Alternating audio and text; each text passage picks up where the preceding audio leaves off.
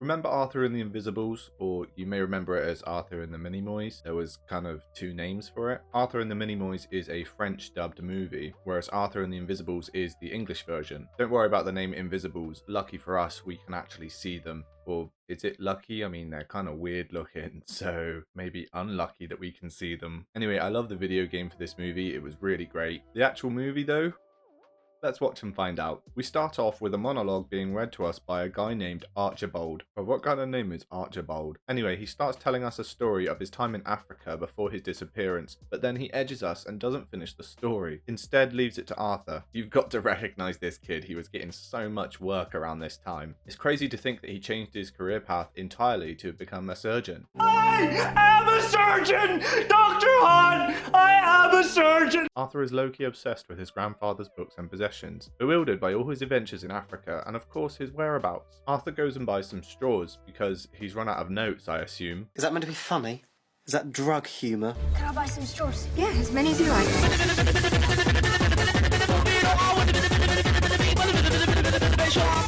I admire the work that was put into just this small little town area. It gives me that Cat in the Hat dreamlike village look. So yeah, the build up to the main part of this movie takes quite a while to get into, so long story short, this guy Davido wants to evict Arthur and his grandmother because of late payments. There coincidentally happens to be some treasure in the garden somewhere, but Archibald hid the treasure so well that they've never been able to find it. You think I'm gonna hang around twiddling my thumbs for 48 hours? I'm going to find the treasure! This kid, he is so annoying in this movie to me. Yeah, Gran, you think I'm gonna sit on my ass like you? Arthur fancies this animated character, Selenia. I mean, he is a kid, but this is weeb status now. Arthur's parents don't really love him. He figures out some clues left behind by Archibald in order to shrink him down in size so he can fit in a magical telescope to meet the Minimoys, these tiny people that are living underground. Malthazard is mentioned by Arthur to the tribesmen helping Arthur find Archibald. Malthazard is an evil ruler in a place called Necropolis. Malthazar.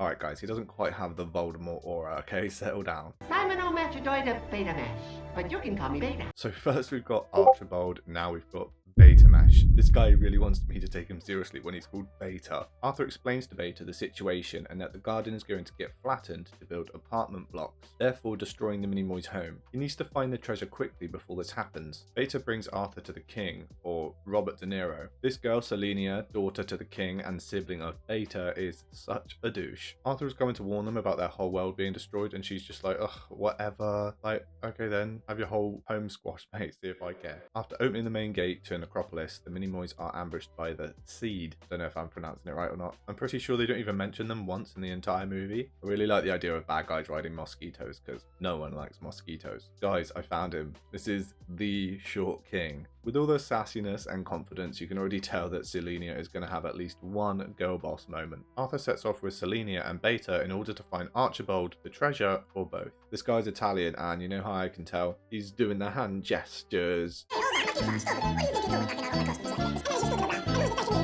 So Malthazard's big evil plan is that he wants a way to transport water to the Minimoys' kingdom as they can't swim. I don't know, man. They can't swim when they're constantly in the garden surrounded by water. You'd think that they would make an effort in making sure that they can swim, unless you're telling me that they just cannot swim, no matter how hard they try. I don't know if that makes it any better, to be honest. They come across an irrigation system that Arthur created earlier to water the radishes. He realizes the grave mistake that was, as this gives Malthazard an easy way to transport water for his plan. They really went all out with the casting of this movie. Freddie Highmore, Mia Farrow, David Bowie, Robert De Niro, Jimmy Fallon, Madonna, Jason Bateman, Emilio Estevez, and now Snoop Dogg, with the most recognizable voice in the world. Hey Jack, fill him up. This one's on me. Were you aware of all of these big names in this movie? Because I wasn't. They meet Malthazard's brother Darkos, who encourages Arthur to have a drink and a spliff at 10 years old. I love the design of Darkos. He looks way more detailed and evil than Malthazard in my opinion. This whole scene was overthrown by Snoop Dogg being given the most awful cliche lines whenever something happens. It's like they were trying to get a 1-second clip of Snoop Dogg talking for them to put it in like some sort of an advert or a trailer. Hey, they're putting up a good fight. Let's see if they've got the groove. I like this kid. That's my girl.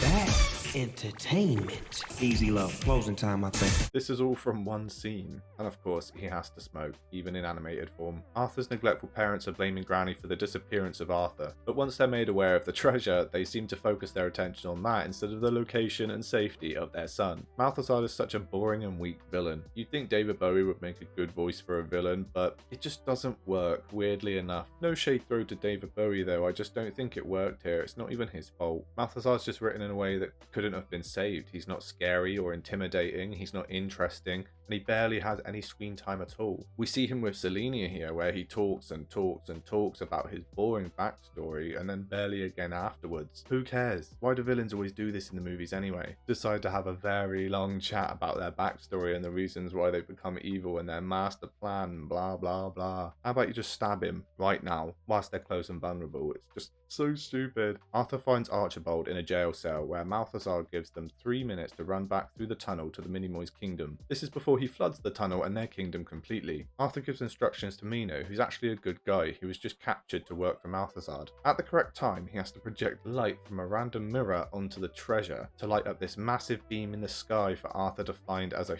human. I don't know, man, it's just all a bit far-fetched and random. There had to have been other ideas for the ending of this movie, but they decided to go with this. So Malthazar said he'd give them 3 minutes, yet he showed only 2 fingers. What are you doing? Question, 2 fingers. But they're also counting down from 100. So is it 3 minutes, 2 minutes, or 1 minute 40 seconds? Arthur realizes his toy car is next to the drain in the tunnel. How does Arthur know that his car is right here down the drain? It fell down there earlier, but he wasn't there and he didn't see that it fell down there. So why are we just getting this heavenly shot of him realizing this miracle he's uncovered? What was this shot of her shaking her ass for? Who gets in a car like that? The creators of this movie were clearly very horny. There's been quite a few weird moments like that. Honestly, this performance from Arthur's parents is Oscar worthy.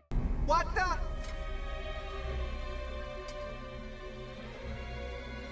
Would you happen to have the time, please? So 1 minute the water was right behind them, coming incredibly quickly. Now it's ages behind them, giving them the chance to run to the gates and still get out. And also the gates are able to withstand all the pressure from the water. Arthur's dad sees a black person for the first time. What's out there? Five. Five what? We can only hold the water back for about an hour. We can only hold the water for an hour. What does that even mean? The gates will only hold the water for an hour and then they will break. How does he know it will be exactly 1 hour? So much of this movie just doesn't make sense. Arthur and Archibald come back just in time to stop Davido. Christ, that's quite a big fall for an old man. Granny has quite a tame reaction to her husband returning after being missing for God knows how long. You just know his breath reeks too. You're right, Davido. It is a beautiful, beautiful Sunday. I believe we have some papers to sign, am I right? Let's go in the living room. We'll be more comfortable.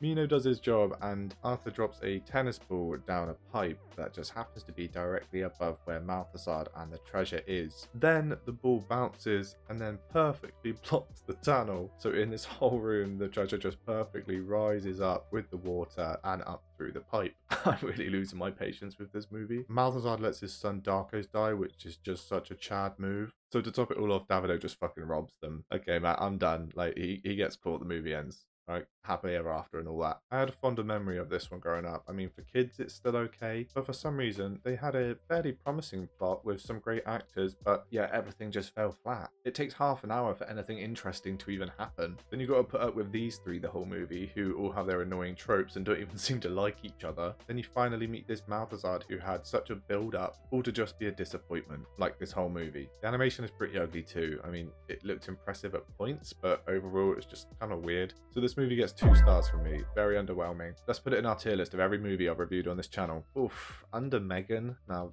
that's saying something. If you like any of these movies, make sure to go and have a look at the review I did on it. Be sure to check out my letterbox in the description where you can see what movies I've been watching recently if that's something that you're interested in. Also in the description is my Ko-fi link where you can go and donate to the channel to help me make these videos more often and higher quality. Subscribing would be amazing. We're so close to 1,000 subscribers now. Thank you everyone that's subscribed already. We have memberships available on the channel now as well, so if anyone wants to become a member, that would be amazing. And of course, just thanks to everyone watching my videos, as it means a great deal. And on that, we conclude the movie and the video. Shout out to all my Archibalds out there. See ya.